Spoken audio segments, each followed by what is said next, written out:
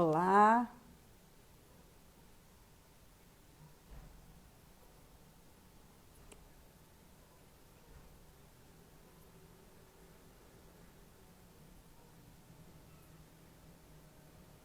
bem-vindos.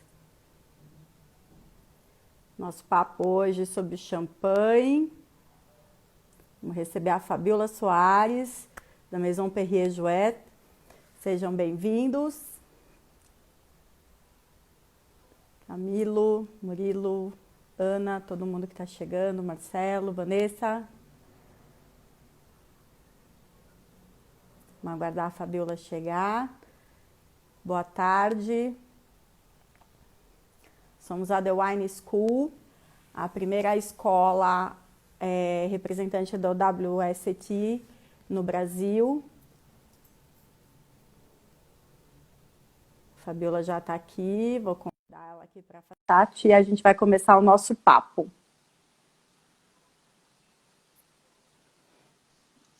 Oi! Olá. Boa tarde, boa noite. Boa tarde, boa noite. Né? Boa tarde para quem está no Brasil, boa noite para quem está na França, como a Fabi. Bem-vinda. Acabei de Obrigada. abrir, o pessoal está chegando ainda. A Gabi falou que passou até batom para assistir a gente. Eu também. Fizemos Me até a arrumei unha, mais né, do que Fabi? para ir no supermercado. Que é o nosso passatempo atual, né? Vamos falar a verdade. Exatamente. Oi, Vicky. Oi, Vicky. Pessoal chegando, a Fabíola Oi, também está aí de Fabiola. Paris, todo mundo. Oi, Lu.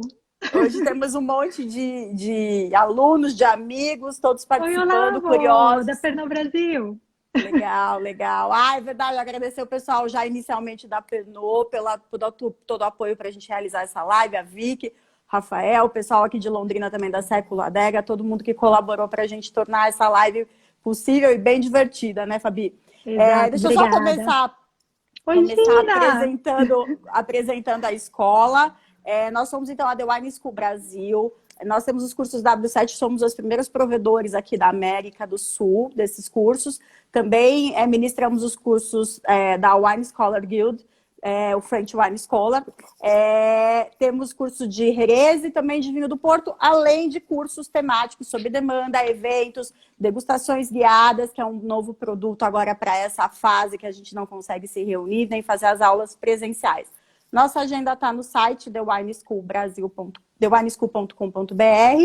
e, enfim, as lives estão sendo um jeito da gente matar saudade das aulas, matar saudade dos amigos também e de levar um pouco de informação de modo leve, mas bem aprofundado também, falando de uma forma divertida, mas com conteúdo para vocês. E a nossa convidada de hoje, além de ser uma profissional admirável, é uma pessoa incrível, minha amiga. Obrigada. E eu a conheci há muitos anos atrás, a gente se conheceu por conta do Champagne Perrier Jouet, e foi uma amizade que se estendeu, fizemos várias coisas juntas. Há 3 anos ela está fora do Brasil, assumiu um cargo mundial da marca, e foi nossa aluna na The Wine School também, a W7 nível 3. É um prazer te receber mesmo de longe, Fabiola, bem-vinda. Obrigada por ter aceitado esse Obrigada. convite. Eu amei quando você comentou, eu falei, com certeza, tô dentro, eu tô amando, mesmo à distância, conseguindo ver todos os nomes aparecendo ali, amigos tão queridos, e o mundo do vinho no Brasil é bem unido, e isso é muito bacana. E mesmo estando fora há 3 anos, a, a gente continua se falando, continua se ajudando, trocando Exato. ideia. Quando o pessoal vem para cá, a gente se encontra e é exatamente essa mentalidade, todos se ajudando para a gente conseguir aprender e continuar evoluindo juntos, que no vinho nunca é suficiente conhecimento, tudo continua mudando constantemente. Se a gente for pensar até na filosofia grega, que dizia a gente nunca se banha 2 vezes no mesmo rio, não é a mesma pessoa e não é o mesmo rio. O mundo do vinho também é muito isso, e eu acho maravilhoso, Kelly. Você é uma pessoa que eu admiro muito, toda a sua trajetória no mundo do vinho. Só tenho a Obrigada. agradecer. Obrigada. Eu que te agradeço. E a gente já fez até uns rolés de perna quebrada, né? A Fabiola a última vez que nós nos encontramos, ela estava com o pé quebrado e a gente saiu para dar uns rolés em Paris juntas. Vamos fazer um brinde já para o pessoal ficar com Vamos. sede? Saúde, Saúde. Olha aqui, já estamos com as nossas tacinhas. Hoje a gente vai começar já contando a história dessa Maison. Eu acho muito legal a gente falar, Fabi, o quanto é importante a construção da marca dentro de Champagne. A região foi a primeira a apostar na criação de um estilo para cada uma de suas maisons. E também desenvolvimento da sua imagem, né? Então, você podia contar um pouquinho da história da Perrier Jouet, inclusive quanto à pronúncia, porque o pessoal já me corrigiu uma vez. Não é Perrier Jouet. Eu falei, sim. Então, você, por favor, aproveite e ensine as pessoas a falarem o nome corretamente. Até parei de ver a live da El Chan para ver vocês. Obrigada! Ai, gente, obrigada! Enfim, conta um pouquinho da trajetória da Maison Perrier Jouet, tudo que envolve o nome, a questão sempre dessa abordagem floral, e aí a gente vai desenvolver o nosso papo. Conto, com Saúde, certeza. Pessoal. Saúde. É muito interessante mesmo a história de Champagne, porque Champagne já produz vinho desde a época dos romanos. Obviamente, o vinho, diferente do vinho que a gente tem hoje na nossa taça, e o vinho é a evolução da cultura, o vinho é a evolução da nossa própria sociedade. Então, o vinho com as borbulhas, ele só se tornou praticável a comercialização quando o rei da França autorizou o transporte de vinho em garrafas. Isso aconteceu em 1728. Depois dessa autorização, foi então possível ser transportado vinhos que tivessem as borbulhas, porque até então era transportado em barricas de madeira. Então, mesmo que se pudesse ter o domínio da prática, o que também não se tinha na época, não era possível transportar mantendo esse perlage, mantendo as borbulhas. Então, isso é muito interessante, como a região de Champagne foi muito sempre flexível e se adaptando cada vez mais ao estilo e o paladar da sociedade. E o vinho de Champagne, de fato, é muito forte. E o CIVC, que é o Comité Interprofessionnel du Vin de Champagne, ajuda todos esses produtores da região a proteger o nome, a proteger o que Champagne significa. O que é muito bacana também é pensar que hoje os consumidores veem Champagne como vinho. E isso ajuda muito também a trazer a diversidade para o vinho da região.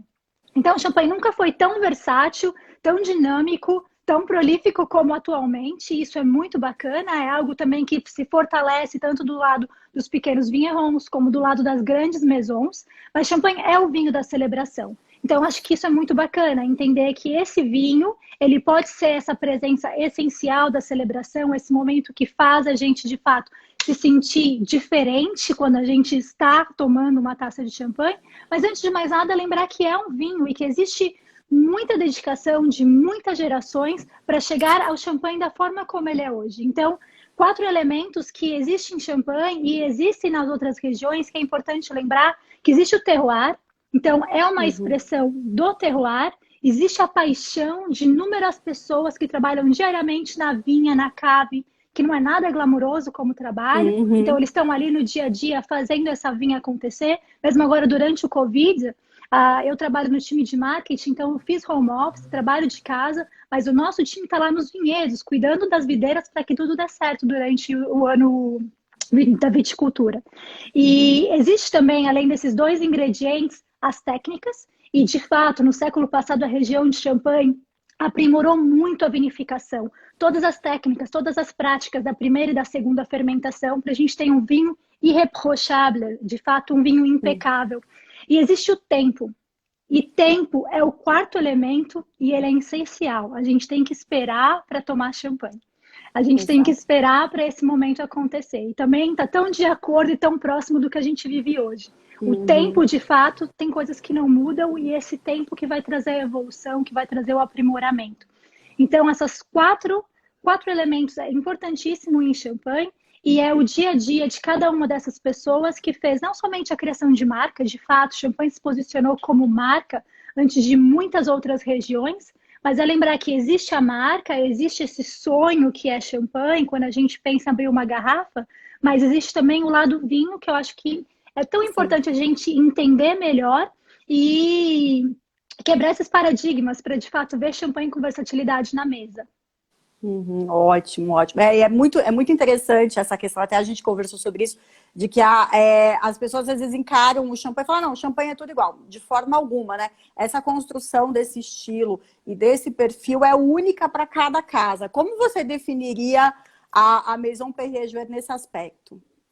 A Maison Perrier-Jouët se nomeia como a Maison que explora a uva Chardonnay. E essa exploração, na verdade, não é no mau sentido, é no sentido de colocar o holofote na Chardonnay para mostrar toda a floralidade, o que a Chardonnay pode revelar dentro do terroir da Côte de Blanc. Então, a Maison foi fundada em 1811 por um casal, Pierre-Nicolas Perrier e Rosa Adélaïde Jouët. Eles se casaram em 1810 e eles fundaram a casa em 1811.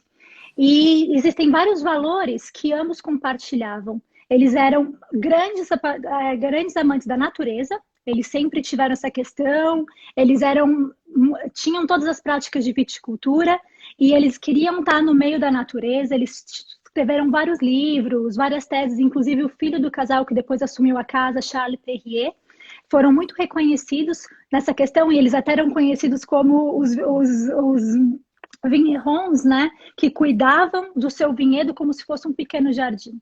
Então era esse amor pela natureza, junto com o amor por champanhe e amor por arte. E eles sempre foram muito prolíficos e muito visionários. Então, na verdade, se a gente for olhar, no comecinho de 1800, mal existia Chardonnay na Côte de Blanc, e a Côte de Blanc não era o hit do momento, ninguém estava olhando para essa região, porém, eles já começaram a comprar vinhedos, e principalmente na Côte de Blanc. Então, a ideia já era exaltar a Chardonnay com esse olhar mais audacioso de trazer um ponto de diferenciação que, de fato, seria exclusivo para casa. Então, eles compraram muitos vinhedos. Hoje, a gente tem 65 hectares, dos quais muitos foram comprados há mais de 150 anos. E a grande parte dos nossos vinhedos, que tem, na verdade, quando você olha na Échelle de Cru, que essa escala de qualidade, a gente está em 99,2%. A maioria dos vinhedos próprios da casa são Grand Crus e na Côte de Blanc. E eles foram comprados bem no comecinho dessa história, quando eles decidiram, ok, nós acreditamos na Côte de Blanc, nós acreditamos na pureza desse solo calcário, nós acreditamos na Chardonnay e a gente quer expressar a floralidade dessa Chardonnay. Então, esse é o posicionamento. Quando a gente pensa na Casa Perrier-Jouët, é um vinho mais redutivo, porque a nossa ideia é expressar principalmente os aromas primários que vêm da uva, que vêm do terroir. Expressar o terroir, o holofote na Chardonnay. E uma coisa interessante que é normal, comum isso em Champagne, e a Perrier-Jouët tem uma história bem interessante sobre isso, é que os chefes de cave ficam anos trabalhando, né? Você comentou comigo que nós estamos no oitavo chefe de cave nesse momento, né? Dentro de todos esses séculos de história. Exatamente. Esse ano é um ano tão importante para a gente. A Maison tem mais de 200 anos. Nós tivemos 7 chefs de cave até o final do ano passado, quando nós anunciamos o nome da nossa 8ª chefe de cave. E a primeira chefe de cave mulher. Então, Rosa Adélaïde Jouët, quando ela fundou a casa com o marido era o chefe de cave, ele cuidava da produção do vinho e ela era muito mais a parte comercial. Então, na verdade, ela é a primeira mulher muito bem representando o nosso sexo feminino nessa história da Maison, mas a Séverina, que é a nova chefe de cave, que agora está assumindo esse ano, ela é novamente essa versão feminina, e é interessante porque Perrier-Jouët sempre foi identificado como um champanhe feminino, devido a essa floralidade, a elegância da Chardonnay. Então, ela tá muito feliz, é muito bacana essa troca, eu tenho trabalhado muito próximo a ela, e também é muito interessante toda a riqueza que o Hervé está transmitindo a ela. O Hervé Deschamps, ele entrou na Maison Perrier-Jouët em 1983. Ele se tornou chefe de cave em 1993. Então, são muitos anos, muitas milésimes, muitas safras, e toda essa história que ele está transmitindo a ela. Então, na verdade, a nossa assinatura de vinho permanece, porém, é na perspectiva de uma nova chefe de cave. Então, é como se a gente tocasse uma mesma música, mas com a interpretação de um maestro que chega agora, de um novo maestro, e é uma mulher. Bacana, né? E uma outra coisa que eu queria perguntar para você é como a Maison Perrier-Jouët tem encarado a questão do aquecimento, das alterações climáticas que o mundo vem sofrendo e como ela vem se prevenindo, e também se você puder falar um pouquinho da região de Champagne em geral, com relação à parte de viticultura e também se isso acaba refletindo em alguma alteração na base enológica da Maison. O aquecimento global é algo tão nítido, né? Na verdade, na região de Champagne, que era uma das regiões mais setentrionais a ousar produzir vinho, eu digo era porque hoje tem vinhos incríveis na Inglaterra e em outras regiões Uhum. mais ao norte, mas a região de Champagne, especificamente, quando a gente pensa que era uma região que começou a produzir um vinho de assemblagem, de mistura de uvas, de mistura de safras, porque era como, na verdade, um seguro de qualidade para você manter uma qualidade em anos que poderiam ser muito difíceis, porque Champagne sofre com chuva perto da colheita, sofre com geada, sofre com granito, então todas essas grandes dificuldades. E a região, obviamente, a gente está vendo o aquecimento global acontecer. A colheita já mudou mais de 30 dias, se a gente for pensar, uma média de mais ou menos 30 dias. Há 20 anos atrás, a colheita acontecia muito depois do que o que ela acontece Uhum. hoje. Em 1985, a gente teve em Champagne uma geada negra, que na verdade ela é conhecida como uma temperatura que atingiu uma temperatura tão baixa, mas tão baixa em algumas noites, que a seiva dentro da videira, ela congelou e depois estourou. Então, quando isso acontece, mata a videira. Então, isso Uhum. aconteceu em 85, é tão recente, quando a gente vai em Champagne, a gente conversa com as pessoas e elas lembram disso. Sim. Obviamente, o clima mudou e todo mundo que trabalha com agricultura vê essa mudança do clima, vê essa mudança acontecendo no plantio. A região de Champagne, tudo é muito preciso. Então, a gente tem o comitê do vinho, a gente tem o comitê do vinho de Champagne. Eles já estão fazendo diversos estudos, porém, até este momento, não existe nenhuma nova regra publicada. Lembrando que Champagne tem 7 uvas autorizadas na região, das quais a gente tem 99,7% dos vinhedos plantados com apenas 3. Pinot Noir, Chardonnay e Pinot Meunier. Então, existem essas outras uvas para serem exploradas e entender. Tem pessoas falando que a Arbane, por exemplo, pode ser uma uva interessante se o clima continuar com essa crescente de temperatura. Outros estudos que o comitê tem feito é de entender se a gente pode aumentar o espaçamento entre as videiras. Então, numa época muito quente, a gente vai ter uma aeração muito maior, o que vai ajudar muito. No ano passado, por exemplo, a gente teve alguns dias que estava tão quente que queimou a casca da Chardonnay. Uhum. Então, todos esses estudos, eles estão sendo colocados em prática. Obviamente, as pessoas veem a mudança e Champagne vai se adaptar, porque Champagne é adaptação. A gente não sabe qual vai ser a uva, mas de fato vai acontecer. E é exatamente isso. Há 100 anos atrás era outra uva, há 200 anos atrás era outra uva. Eu estava lendo Sim. recentemente no livro do Peter Liam que em 1600 eram 2 uvas tintas completamente extintas hoje, que a gente nem encontra mais. Então, é essa evolução da humanidade, da natureza, mas de mãos dadas, tentando entender como se adequar. E, obviamente, que não é só o homem tentando adaptar o modo como fazer vinho, mas o homem também respeitando a natureza e implicando práticas sustentáveis. O pessoal está perguntando se reduzirá a produtividade, influenciará no preço, na sua opinião, essas alterações. Você acha que diminui? Houve uma época até que havia um alarde, nós não teremos mais champanhe em 30 anos. Aí deu um desespero de tomar champanhe. Não que a gente não tenha, né? Eu estou até olhando aqui, eu estou com o livro do French Wine Scholar. Aqui tem o nome das 2 uvas, eu não sei falar francês, então eu acho que é Guyot, que fala, Guyet, não sei como é que pronuncia, e Fromenteau. Né? São 2 uvas que realmente eram do começo. É bem isso, as coisas são cíclicas no mundo no vinho, né? Elas vão mudando. E é interessante falar das novas castas, porque realmente Bordeaux, por exemplo, teve a necessidade de aprovar a utilização de castas até de outros países. A gente tem, por exemplo, Alvarinho entrando na aprovação das vinificações de classes mais basilares dos vinhos, para poder reverter um pouco, testar. Mas o Champagne já tem essa carta na manga com essas outras autorizadas. E você acha que isso vai interferir na produtividade mesmo? E vai diminuir mais? Ou até esse espaçamento das videiras? Porque a possibilidade de expansão territorial não existe, né?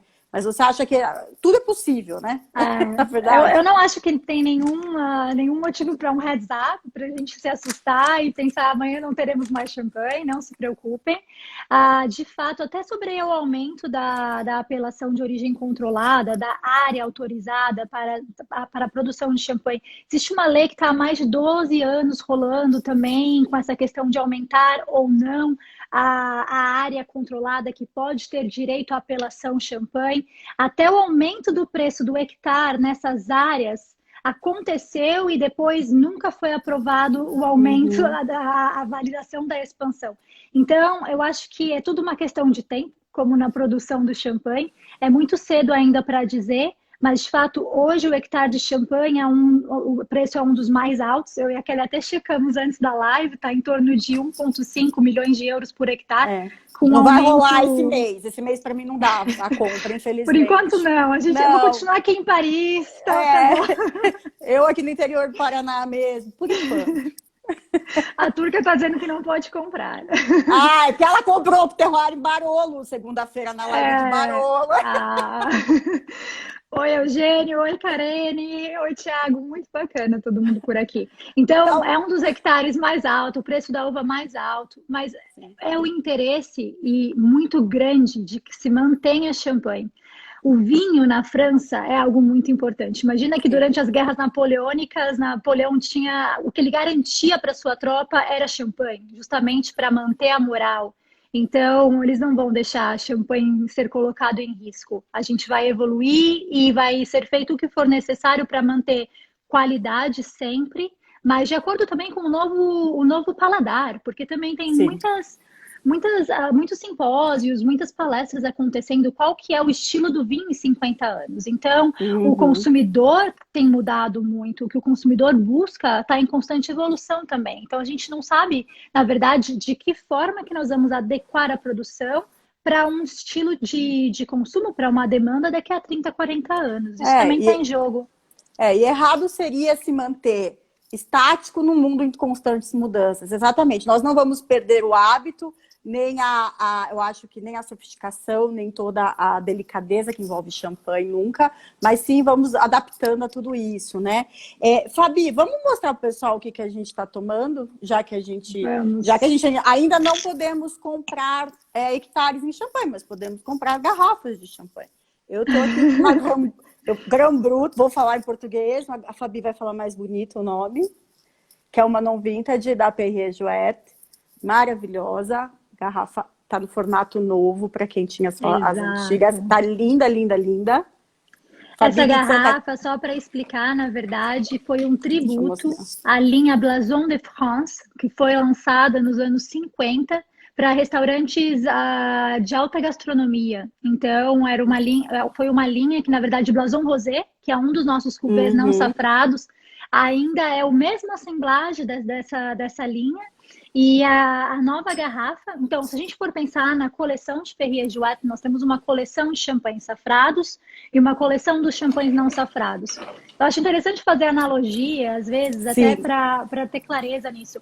Eu fiz um vídeo quando eu trabalhava no Brasil ainda com o pessoal da Vogue, no qual a gente falava que o champanhe não safrado é o prêt-à-porter e o champanhe safrado é o haute couture. E uma outra perspectiva também é dizer que o champanhe não safrado, ele é a orquestra, enquanto o champanhe safrado é o solista. Então, o champanhe não safrado, ele é uma assemblagem de diversas uvas, no caso 3, que nós utilizamos na Maison Perrier Jouet, de diversos crus e de diversas parcelas, e também de diversos anos, porque nós adicionamos o vinho reserva para se manter o estilo. Então, esse champanhe, independente de você tomá-lo hoje ou de você tomá-lo daqui a 5 anos, o nosso trabalho é de que você tenha a mesma percepção aromática, a mesma questão tanto do paladar quanto organoléptica, o mesmo estilo. Eu tô deixando a taça aqui perto porque tem bastante gente ali. Só para deixar o pessoal com sede mesmo. Dá uma olhada nesse perlage, pessoal. A taça é maravilhosa também. E foi um presente da Fabi para mim há alguns anos já. Eu só uso para tomar Perrier Jouet nela. Por favor, Kelly. Senão ela quebra. Tem taça aí também? A taça é maravilhosa. Tem a venda na Pernod Ricard aqui também. Dá para procurar com os distribuidores, assim como os champanhes da Perrier. Quais são? Isso não se faz, gente. Eu estou fazendo inveja, lógico. Hoje é o dia dos humilhados serão exaltados. entendeu? Sábado Hoje à o vinho tarde, chegou, Kelly. hoje chegou, segunda eu fiz live de Barolo tomando chá preto. Eu tô Aí veio, acompanhando todas as suas lives, não perco aí nenhuma. veio, aí veio a compensação. Fabi, quais são os rótulos? Então, são três non vintage, Exato. né? No não vintage, nós temos Perrier Jouet Grand Brut, que é, na verdade, o cartão de visita da casa. É dessa forma que o nosso chefe de cava explica. Perrier Jouet Grand Brut, na verdade, ele é um vinho que é o herdeiro do Cuvée K. O Cuvée K é um champanhe que foi criado por Charles Perrier em 1846 e foi o primeiro cuvée personalizado de acordo com o paladar da demanda inglesa.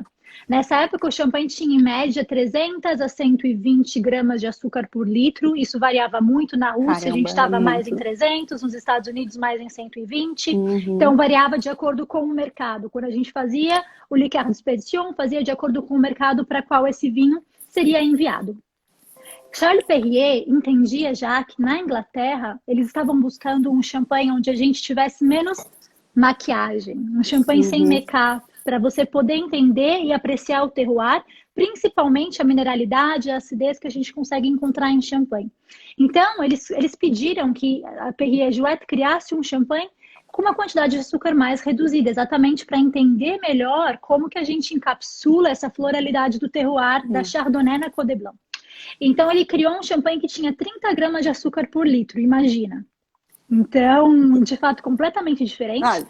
Na época foi chamado Cuvée K e foi o início da fama de Perrier Jouet na Inglaterra. Foi devido a esse cuvée e hoje por isso que o nosso cartão de visita se chama Grand Brut, que é, na verdade, esse herdeiro do que foi essa primeira redução de dosagem de açúcar que foi criada pela marca. E até hoje, todos os nossos 6 cuvées são todos dosados em Brut. Nós temos todos uma variação que Brut é no máximo 12 gramas de açúcar por litro, então a gente vai estar sempre entre 8 e 9, na verdade, às vezes vai chegar em 7, vai depender muito da safra e do que o chefe de cave quer colocar nesse Liqueur d'Expedition, que é, na verdade, a especiaria final da cozinha, quando você coloca a assinatura da casa e coloca o label, né? Coloca o certificado. Esse é o estilo Perrier Jouet. E esse vinho, então, Perrier Jouet, nós temos 40% de Pinot Noir, 40% de Pinot Meunier, 20% de Chardonnay. Você pode também falar, mas Fabi, a assinatura da casa é Chardonnay e você tem só 20%. Nós temos um outro cuvée, que é Perrier Jouet Blanc de Blanc, e esse sim é um 100% Chardonnay. Porém, aqui nesse cuvée, apesar da Chardonnay não ser a maior parte do assemblage, a gente tem esse estilo, tem essa assinatura Chardonnay bem presente. E isso é porque a Maison vai procurar as parcelas que melhor vão poder aportar esse estilo de Chardonnay que é a assinatura da casa. Então, por exemplo, tem algumas parcelas icônicas para a Maison. Se a gente for na Côte de Blanc, a gente tem no Cru de Cramant, de Auger, muito forte esse estilo de Perrier Jouet, em Avise também.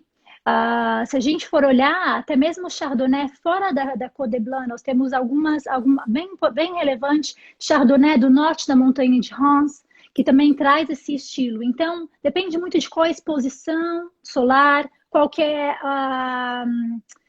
o solo, o subsolo, todos esses critérios que vão trazer uma característica diferente. Por exemplo, quando a gente faz a degustação do vinho base, antes de nós fazermos a segunda fermentação, quando tudo começa, esse vinho ele é feito de 50 crus diferentes.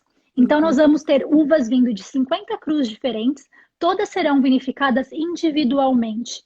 4 meses depois, o chefe de cave vai provar vinho por vinho, que é chamado vinho base ou vin clair, e ele vai entender qual vinho vai entrar no assemblage daquele ano, qual não vai, qual a proporção, como que a gente vai fazer e quanto vai ser colocado do vin de reserva para fazer um vinho exatamente no mesmo estilo da casa.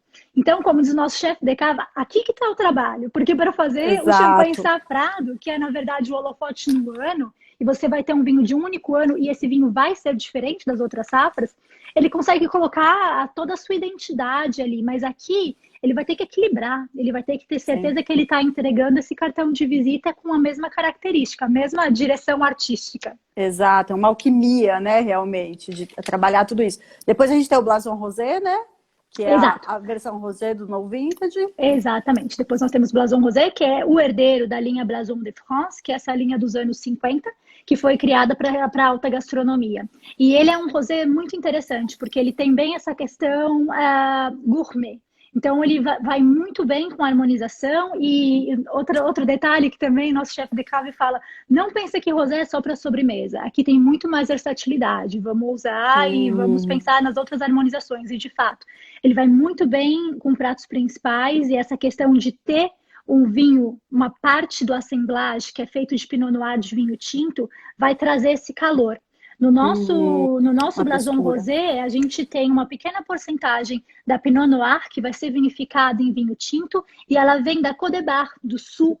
Então, ela vem de Rissy. E é tão interessante, porque na Côte de Bar, de fato, se a gente olhar o mapa de Champagne, a Côte de Bar está mais perto de Chablis do que de Reims. Do que de Reims, e exatamente. O solo dessa região, enquanto todo o resto da Champagne é um solo mais de era cretácea, ali é um Quimeridian, que é o mesmo tipo de solo de Chablis. Então a gente vai ter um vinho mais redondo e ele vai aportar essa questão gourmet para esse volume, esse caráter mais gastronômico, digamos assim, né? Exato. E tem o Blanc, agora tem o Blanc de Blanc non Vintage, que ainda não temos no Brasil, né? Eu estou com ele aqui, só para mostrar para vocês. E um detalhe muito importante. O Blanc de Blanc, ele tem uma garrafa transparente. Ah, legal a gente falar disso. Que é maravilhosa. Que lindo, o rótulo tá maravilhoso. É maravilhosa, mas é muito importante a gente lembrar de como armazenar uma garrafa de champanhe transparente. Não sei se vocês já ouviram falar do goût de lumière. Parece até chique, né? Gosto de luz. Você fala, uau, eu quero tomar isso. Só que o gosto de luz não é bom. Pode ser. Ó, tá todo mundo aqui, ó. A Turga tá falando só pra humilhar, a Vicky tá só pra nos fazer inveja. Eu concordo. Não chegou no Brasil ainda. Esse cuvê é novo. Ele foi lançado em 2017. E, na verdade, a demanda é tão grande que nós ainda não conseguimos lançar globalmente. Porque os mercados no qual ele foi lançado, a demanda é muito forte. Então, são 8 mercados que a gente já tem o Perrier Jouet Blanc de Blanc non Vintage, incluindo a França. Então, se vocês querem me visitar, a gente pode tomar um Blanc de Blanc non Vintage. Quando a gente puder viajar de novo, tiver Quando avião. a gente puder viajar de novo, a gente vai fazendo os planos enquanto isso. O Gianni tá, tem famoso Goût de Lumière. Famoso ele sabe tudo de champanhe, ele é... Mas, gente, eu vou até guardar a minha garrafa aqui, ó, no papel, senão vai ficar com Goût de Lumière. Porque alguns estudos recentes de um Master of Wine, que é o Stevenson, ele diz que uma garrafa completamente transparente pode chegar a ter o Goût de Lumière se for uma luz artificial ou uma luz natural do sol em até 15 minutos. Então, depende de diversos fatores. Porém, a questão é que se nós deixarmos uma garrafa de champanhe transparente em contato direto com a luz, pode existir uma reação química com a riboflavina e com alguns aminoácidos que vai mudar, vai alterar elementos do champanhe. Vai diminuir a cor, vai ficar um pouco mais opaca, como se tivesse sido oxidado. Vai diminuir todos os aromas primários, principalmente o caráter floral. E se tiver muito evoluído o Goût de Lumière, vai parecer um aroma de papel molhado, eles falam, até mesmo de repolho. Então, muito longe do que é os nossos champanhes, que a gente trabalha há tantos anos para ter certeza que a gente vai dividir um momento de prazer com vocês. Então, é importantíssimo nós armazenarmos da maneira correta para evitar qualquer risco. Exato. E é bem importante a gente falar disso também, porque tem pessoas que falam, mas não, garrafa clara é um problema. Não, o armazenamento é tudo nesse momento. Obviamente, com todos esses estudos que saem já das empresas, eles fazem, não vão arriscar o vinho, mas a gente deve fazer o nosso papel em casa. Inclusive o pessoal que está assistindo que trabalha com vinho, porque tem muito distribuidor, loja, que às vezes não dá atenção adequada a isso. Às vezes, para expor um produto, eu vou até mostrar também a caixa da Belle Époque, vem toda, porque a garrafa também é transparente, depois eu vou mostrar, mas ela vem e é para a gente armazenar nela enquanto não vai tomar. É um champanhe para durar muitos anos, se você deixar exposto à luz, realmente você vai perder muito dele. E vale para outros tipos de vinhos também. Mas tratando-se de um vinho com tamanha delicadeza, é muito mais importante. Aproveitando em guarda e tudo mais, teve até um texto que eu escrevi há alguns anos atrás, que foi você que me ajudou a fazer a pesquisa, me deu uma aula, como sempre. Aliás, minha consultora de champanhe particular, a Fabi, vamos e convenhamos. Toda vez que eu tenho dúvida, eu falo, amiga, como é que é esse negócio aqui? Me explica. Quem quer adquirir um champanhe para guarda? É melhor fazer a opção por uma Magnum, não é? Ou por uma garrafa maior ainda? A minha Jeroboa de lembrança lá atrás, ó. Uma É bem Jeroboa devagarzinho. maravilhosa, Uma 1996, que nós tomamos Exato, juntas. Eu amo 96, é exato. uma safra mmaravilhosa. Foi mesmo. E a garrafa ficou aqui guardadinha, é uma lembrança. Ela é régua de altura do Chico, para a gente ver como ele está crescendo também. Ah, Põe ele do lado. E, enfim, conta pra gente, então, por que é mais. Quando eu busco um champanhe para guardar, para levar um tempo com ele, por que é mais importante eu comprar vou uma pegar a garrafa garrafa maior? para explicar. Por exemplo, quando a gente tem uma garrafa Jeroboam e uma garrafa de 75 cl, a grande diferença é que na Jeroboam a gente tem 1,5 litro. Então a gente tem 2 vezes mais a quantidade de líquido para uma garrafa com o mesmo diâmetro. O que significa que a gente tem na garrafa Magnum metade da proporção líquido, champanhe versus oxigênio. Então, pela questão da evolução, a Magnum evolui muito mais lentamente. E em champanhe, tempo é qualidade. É tudo. Então, na garrafa Magnum, essa proporção que cai pela metade do oxigênio versus a quantidade do champanhe que nós temos na garrafa, faz com que a evolução seja muito mais refinada.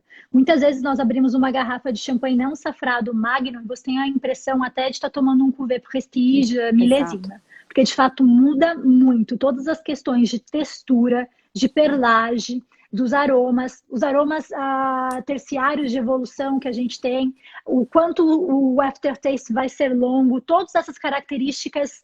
Uau, eu sou apaixonada por Magnum. Um outro detalhe muito importante também é que e na perda da transvasagem, o Felipe está falando, transvasagem, para quem não sabe, em champanhe, dependendo do tamanho da garrafa, para evitar risco, né? Porque a gente tem 5 atmosferas de pressão, para evitar risco de explosão, pode ser feito transvasagem. A transvasagem é autorizada por lei em champanhe só a partir de Jeroboam, ou seja, a Magnum sempre vai ter sido feito a segunda fermentação dentro da garrafa no qual ela está sendo comercializada. Esse estudo, então, essa teoria vale, então, para as Magnums, até a Jeroboam, até os 3 litros. Depois disso, esse processo é de encher com de 750 ml as garrafas maiores, certo? E outra questão muito importante da qualidade da Magnum é durante a segunda fermentação. Então, imagine que durante a segunda fermentação, a garrafa vai estar lá deitadinha, a gente vai acontecer a segunda fermentação, que vai criar mais 2 graus de álcool em média e vai criar todo esse gás carbônico que vai ser aprisionado dentro da garrafa. Após a fermentação, a levedura vai morrer e vai ficar esse corpo da levedura, na verdade, que é a famosa autólise. Quando a autólise acontece numa garrafa Magnum, a cama de leveduras ela é muito maior. Então, a cama de levedura e o contato dessa cama de levedura com o vinho em relação à proporção, novamente, é mais interessante do que a quantidade e a proporção dentro de uma garrafa de tamanho regular.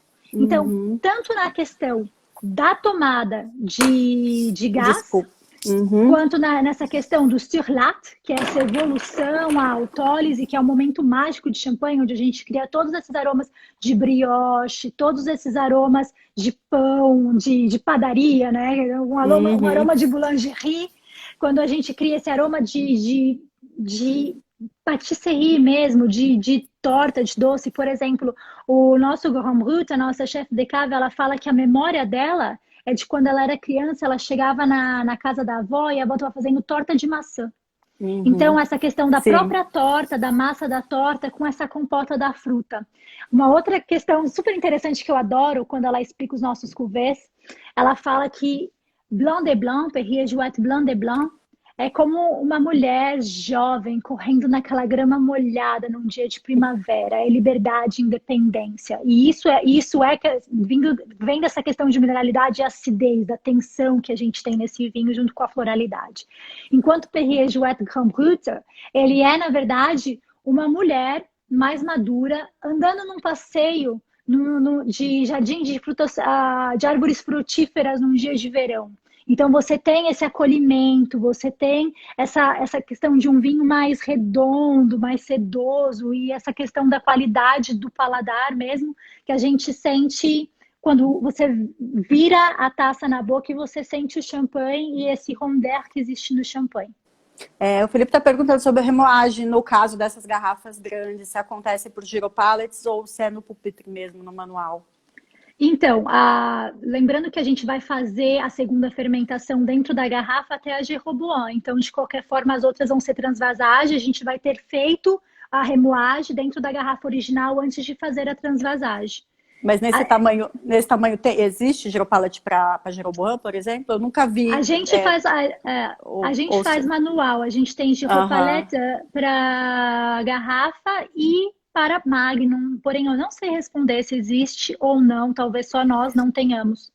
Eu não vou falar mais nada que tenha a ver com francês, porque eu falei giropallet, ela giropallet. Então, eu vou falar que é negócio de virar a garrafa, porque você não, pode falar tudo. Lembra que eu moro aqui, eu falo muitas palavras erradas, porque a gente está sempre aprendendo novas palavras. Eu falo, o meu francês é de catanduva, né? Ou seja, não é. E, Fabi, e via não vintage? Como é que eu sei quanto tempo guardar? Esse também foi um texto que ela me ajudou a escrever. Isso é bem importante, gente. Um champanhe não safrado, lembra que ele é o estilo da casa, a assinatura da casa. Ele está pronto.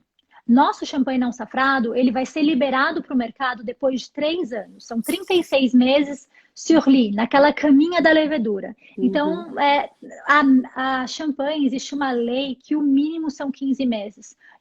Nós fazemos o dobro. E quando esse champanhe é lançado, ele está pronto. Você não vai ganhar nada em guardar uma garrafa de champanhe não safrado. Ele não é um vinho de guarda. Porém, um champanhe safrado, sim, ele é um vinho de guarda e você vai vai aportar características diferentes através da guarda. Obviamente que a gente tem que prestar muita atenção em como é feito o armazenamento. O Rafa é o marido da Fabiola, né, que também mora em Paris. Também tem francês de catanduva. Não, ele que mora em Paris, é casado com a Fabiola, com a outra Fabiola, minha amiga que mora aí. Ele sabe que eu falo um francês de catanduva. Zero. Mas você se vira. Você se vira. Então, no safrado, sim, é um vinho de guarda, mas vai depender muito do armazenamento. A gente tem que tomar cuidado com isso para não deixar estragar. E também vai depender da safra. Tem safras que a gente pode guardar mais, safras que a gente pode guardar menos. Lembrando que num vinho tinto, por exemplo, se você está comprando um Bordeaux ou um Saint-Emilion, que na verdade vai manter a guarda desse vinho. É o tanino, né? Tá nessa característica do tanino, do álcool, que você vai vendo que ele vai evoluindo, se tornando mais redondo, se tornando mais equilibrado com o passar dos anos. Enquanto o champanhe, como num vinho branco, até mesmo como nos vinhos tintos da Bourgogne, é a acidez. A acidez é a coluna vertical. Então, se no champanhe a gente tem uma acidez bem presente, você pode ter certeza que você pode guardar ainda mais. Vai depender muito do ano. Tem muita gente que gosta até dos non-vintages mais oxidadinhos mesmo, né? Eu tenho amigos que gostam, que preferem comprar e guardar por um tempo. E é interessante, depois até quem quiser dar uma olhadinha, eu escrevi isso há pouco tempo, tá no meu site, tá no meu Instagram também, porque o próprio comitê diz, até 2 anos, isso a gente pode ter uma ideia mais ou menos pelo número de lote e tudo. Até algumas casas já colocam, né, a data do degorgement, mas nem todas. De qualquer forma, até 2 anos ele tem esse perfil mais fresco, mais jovem ainda. Depois ele vai provocando uma evolução. Mas não é exatamente o recado que a Maison quer te passar, né? A ideia é um consumo mais já no lançamento desse produto. Ao contrário dos vintages, que tem essa capacidade realmente de envelhecimento. Queria te perguntar uma coisa. Uma coisa que muita gente tem dúvida, e por isso eu preparei algumas coisas, sei que você também preparou aí. Taças. A gente estava aqui tomando a Crème Brûlée nessa tacinha que é da Perrier mesmo. E eu separei algumas outras taças para falar. E queria que você também mostrasse as que você separou aí. Eu tenho uma outra de espumante um pouquinho mais bojuda que essa. E separei uma Borgonha também, porque a gente tem um outro champanhe para provar. Desculpa, mundo. Né? Desculpa, pessoal. Como eu disse, meu a Turca está aqui dizendo que ela não tem maturidade para guardar. Então, quando isso acontece, qual é a regra, Turca? Tem que comprar mais de uma garrafa, né? Exato. Tem que comprar a caixa. A caixa vem 6 garrafas. Aí você já vai tomando e vai vendo a evolução. Faz uma comparativa. Anota tudo no caderninho para lembrar. E ali, logo acima, alguém falou que a Turca jamais pode usar essa taça aqui. É verdade, que a Turca já é famosa nas lives, então vamos comentar. A Turca é uma amiga nossa e que ela adora quebrar taça na casa dos outros, tipo na minha. E daí, então, essa taça realmente eu nunca dou na mão dela. A outra não tem maturidade para assistir essa live, gente. Sábado qualquer, a gente abrindo aqui. Deixa eu mostrar o que eu tenho aqui, pera. 2004. Tá bom para vocês? Mas vamos falar das taças logo, a gente prova. E eu aqui tenho 2010. Turca, é a hora da sua selfie, vai. Pra gente comparar. Boa. E que pena, eu tô em isolamento social, vou ter que tomar sozinha depois. Mas vamos lá, vamos falar das taças. Voltando para as taças. Volta, Kelly. Volta. Vanessa também. Vamos lá, taças. Taças. Eu separei 3 para não vintage, para a gente discutir não vintage. Então aqui a gente tem uma flute. Essa flute, ela foi criada por Perrier Jouet pela Maison e foi criada há alguns anos já. Temos alguns outros modelos que chegarão em breve no Brasil. Você pode observar que ela não é a flute comum, ela ela é um pouco mais bojuda na área central e a nossa evolução, a nossa nova flute, ela é ainda mais bojuda na área central. Então, a flute tradicional, ela é ideal para você observar a borbulha. Então, na questão estética, ela é ideal. Porém, na questão organoléptica, ela não é, porque ela é muito fechada, então ela não deixa o seu champanhe expressar tudo que ele tem de potencial. Por outro lado, a gente não pode também ter uma taça muito aberta, porque a borbulha, ela acelera a volatilização dos aromas. Então, se a taça for muito aberta, vai muito rápido e a gente não vai conseguir aproveitar 100% desse potencial ao longo de todo o período que nós tomaremos a garrafa, tomaremos essa taça. Então, aqui, nós temos essa flute de Perrier Jouet. Nós temos uma outra taça que foi criada pela Maison especificamente para Chardonnay. Então, é uma flute que foi criada para Perrier Jouet Blanc de Blanc, não vintage, não safrada, que é exatamente para você ter mais essa questão da característica da fruta e da característica floral. Então, são os aromas primários do terroir, essa proteção do terroir. E eu separei aqui uma da Riedel de vinho branco, que é a tradicional para restaurante, quando você não tem para cepa específica e você tem uma de vinho branco regular. Que você tem aí, Kelly? Eu tenho uma Borgonha, então, separada, um pouquinho bojuda, mas aqui a boca mais fechadinha, para dar essa Ela é Borgonha tinto ou branco? Do tinto. Tá. E daí tenho essa outra flute aqui também, mais bojoada aqui, não sei como é que fala essa palavra, enfim, mais abertinha aqui, para dar mais volume também, concentração desses aromas, e tem a da Perrier. Vamos testar a diferença entre elas? O que você acha? Vamos, eu já tô fazendo, desculpa. Eu vou colocar nessa Borgonha.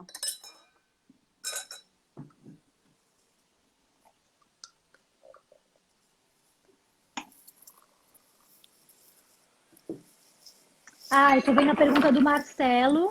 Para champanhes bem envelhecidos... Ai, desculpa, Mar, desceu aqui. As taças mais abertas seriam as indicadas. A gente vai fazer também com Belle Époque Rosé depois, e a gente vai mudar o perfil das taças. Com certeza, para um champanhe safrado, você já vai para uma taça mais expansiva. Sim. Eu já achei super interessante. A primeira, que é a Fluta, eu tenho mais o brioche, o gengibre e essa questão de especiaria doce. E aqui os primários muito mais evidentes para mim. Na de Chardonnay, muito primário. Muito primário. É floral, flor branca e fruta branca. Exatamente. Para mim é a mesma sensação. Olha só que interessante, taças diferentes. E você sabe que eu já fiz degustação assim com alguns grupos de espumantes e de champanhes, em que a gente serve o mesmo vinho em taças diferentes e as pessoas falam que não é a mesma coisa. Aí quando eu falo, não é o mesmo, não, então é um perfil diferente, um é brut, outro não é, outro é nature. Porque exatamente, um frescor muito maior quando eu sinto aqui. E olha que interessante, porque é bem o que a Fabi falou. Na Flute, a gente realmente privilegia o perlage. A gente consegue vislumbrar melhor, é interessante, dar aquele... Eu sempre falo, dar um bumerangue bonito no Instagram. Mas aqui, para termos de apreciação de um vinho tão especial, é muito interessante. E tem mais. Quem não tem todos os tipos de taça, pode eleger realmente uma taça para quase todos os tipos de vinho. Né? Então, isso é muito importante também. Não dá para deixar de provar um vinho porque não tem a taça adequada. Mas aqui, perspectivas diferentes. muito interessante mesmo. Agora começa a aparecer um pouco aqui dos secundários, desses aromas da fermentação, esse brioche, Eu uma achei manteiga. interessante essa minha aqui da Riedel de vinho branco, a mais clássica, não ajuda o champanhe. Eu não achei que favoreceu. Eu achei que talvez ela já seja muito aberta para um não safrado e a volatilização está muito rápida. Sim, ele some mais rápido, isso é fato, mas em termos de mostrar as características iniciais, os primários, foi bem interessante, sim. Agora, acho que a gente podia fazer a mesma coisa, então, com a açafrada e sentir a diferença, né? E nós estamos tomando, eu e a Fabi vamos provar o mesmo champanhe, a mesma Belle Époque Rosé, só que de safras diferentes. Isso. Então, enquanto isso, eu vou explicar a anêmona. Legal. Que todo mundo pergunta muito sobre a anêmona que nós temos nas taças Perrier-Jouët, que é a mesma anêmona que nós temos na garrafa Belle Époque. Então, na verdade, lembra que eu contei no comecinho da live que os fundadores da casa, eles compartilhavam determinados valores, incluindo a paixão por champanhe, por natureza e por arte. Então, a arte sempre esteve muito presente no DNA da casa. Charles Perrier, ele que é o filho dos fundadores, quando vocês forem visitar Epernay, que é onde a casa é localizada, vocês vão ver que na Rue du Commerce, que é a Rua do Comércio, que é uma rua que é só com maisons de champanhe, muito bacana de ir lá. No número 24, nós temos a Maison Perrier-Jouët, que é uma casa, e é uma casa que hoje é o maior acervo privado de Art Nouveau da França. E nós temos ao lado um chateau, um castelo, que ele vai ser reaberto agora como um museu de champanhe.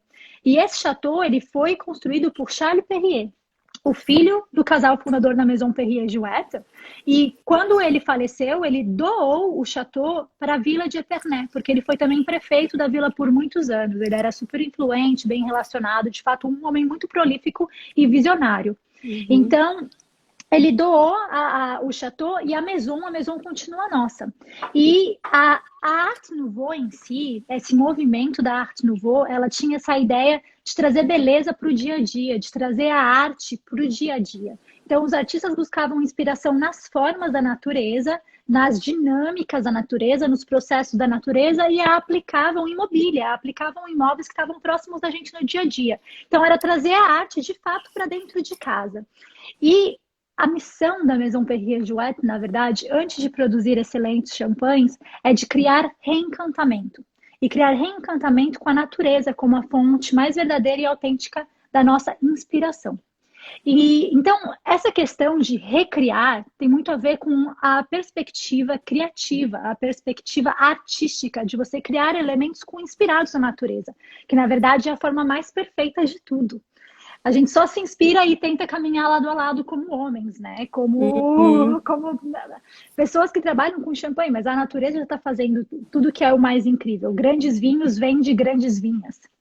E o que aconteceu foi que em 1902, Émile Gaët, que é um dos maiores expoentes da Art Nouveau e fundador da escola de Nancy, conheceu Octave Galice, que era na época o herdeiro da Maison Perrier-Jouët. E ele criou 4 magnums com uma espiral de anêmonas brancas. Anêmonas essas japonesas que tinham a delicadeza e a floralidade inspirado pelo estilo da casa. E essas garrafas, elas foram esquecidas na adega, porque logo depois vieram a Primeira e a Segunda Guerra Mundial. Em 1964, o nosso chefe de cave na época descobriu essas garrafas lá no meio da poeira. E ele descobriu essas 4 magnums. Então, eles decidiram que a habillage, né, a roupa de gala do nosso Cuvée Prestige seriam as garrafas com a inspiração da anêmona de Émile Gaët. E Perrier-Jouët Belle Époque foi lançado em 69 com a safra 64. E foi o primeiro lançamento, foi Perrier-Jouët Belle Époque Brut. Depois, no final dos anos 70, nós criamos a primeira Rosé, que foi lançada em 84. Em 1993, nós criamos Perrier-Jouët Belle Époque Blanc de Blanc, que é um parcellaire. Na verdade, Blanc de Blanc, ele é 100% Chardonnay, 100% da vila de Cramont, 100% de 2 parcelas icônicas da Maison Perrier-Jouët, que é Baron du Midi e Baron de Rouen. Então, a gente tem esses estilos e você vai entender muito qual que é a variação de cada um deles. Perrier-Jouët Grand Brut, que é a garrafa verde, Ele é esse estilo de fato que é a assinatura da casa, é o irmão mais velho de Perrier Jouet Grand Brut, que nós estamos degustando agora, enquanto o rosé, ele é essa evolução, a parte mais audaciosa da Maison, e o Blanc de Blanc é a pureza.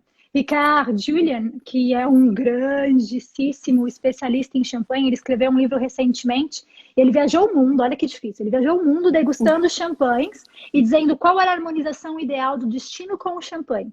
E ele falou que Perrier Jouet Blanc de Blanc, Belle Époque, 2002, que é um ano que eu também amo de paixão, era perfeito com as Ilhas Selvagens da Nova Zelândia. Então, essa questão de pureza, de singularidade, a gente tem essa mineralidade de Cramant. E Cramant, ele é um solo que ele é argilo-calcário, então você também tem esse calcário no solo, e quando você desce, tem um argilo-calcário que faz ser um vinho mais redondo, um vinho que, de fato, tem a mineralidade, tem essa vertente, tem essa questão mais direta, mas ele te acolhe ao mesmo tempo. Bacana. O pessoal está elogiando o que você está falando que não conhecia essa história. E como aconteceu comigo, vocês também estão se apaixonando por Perrier Jouet. É inevitável ao ouvir essas histórias, não se envolver com a Maison. Vou falar, mas é uma empresa grande. Não, a gente tem muita coisa envolvida por trás de uma taça dessa de champanhe. E eu vindo ainda mais com a Fabiola, que conta isso tão bem e com tanta paixão, é impossível não se envolver. Fabi, nós estamos com 3 minutos, eu vou ter que abrir outra live, porque eu sabia que a gente ia estourar o tempo. Eu vou abrir outra live para a gente continuar o papo e daí a gente responder as perguntas que ficaram para trás, que eu anotei aqui. O pessoal pediu, ó, tô com o meu tablet. Vou colocar aqui a Belle Époque enquanto isso. Isso, e daí o pessoal perguntou também, as nossas lives ficam salvas agora no IGTV e depois vão subir para o YouTube. Então vai ficar para a gente rever, reestudar esse assunto. Eu vou fechar, vocês já voltam, a Fabiola também já volta, certo? Certo. Já voltamos, após os comerciais. Tá bom.